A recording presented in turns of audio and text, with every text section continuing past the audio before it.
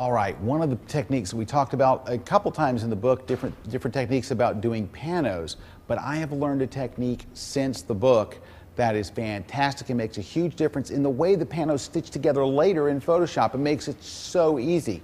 Here's one of the problems, and I'll tell you what the solution is. The problem is, let me set this down. The problem is that when you stitch your pano together in Photoshop, they always kind of came out like a bow tie. They were kind of big at one end, and they got small, and they got big at the other end, and of course you'd have to crop it, and you'd take the middle, and you'd get your pano. Well, the technique I'm going to show you for shooting your pano is going to allow you to have to crop, have less of that bow tie effect, and keep more of the image. And all it takes is just a simple shift while you're shooting. Now, first, some camera techniques.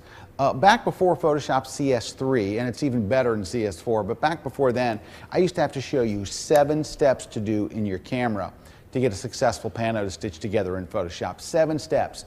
Now, there's just one. You can shoot in aperture priority mode, no problem. You don't have to change anything else in your camera. Only one thing you really have to do, and that is make sure you overlap your segments by 20%. That's it. Overlap your segments by 20%. Which means if I start to shoot a pano here, I'm going to shoot and make sure that the next segment I've overlapped a bit, and next segment I've overlapped a bit, and next segment I've overlapped, and I've overlapped and overlapped as I go around, okay? So that's the whole technique, but here is the foot technique that makes all the difference in the world. The deal is this: when you go to shoot your pano, you're going to start your first frame. You're going to go click, click here. I'm going to just shift to manual so it will just fire no matter what. So you're going to go click, click, click, click.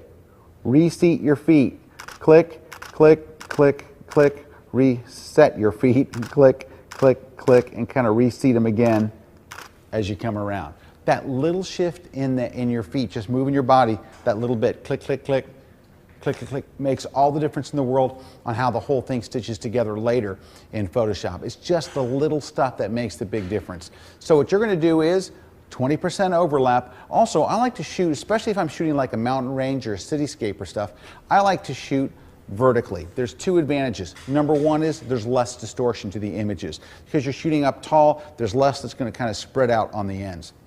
Number 2 is you're going to have more, if you do have to crop it, you're not going to crop off the top of the buildings or the top of the mountains or things like that.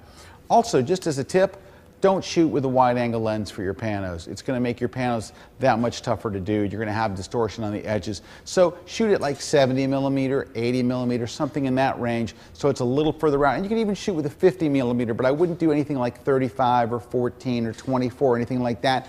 Go a little bit longer on the lens range. Those couple of tips, and you'll have great looking panos when you stitch them together in Photoshop.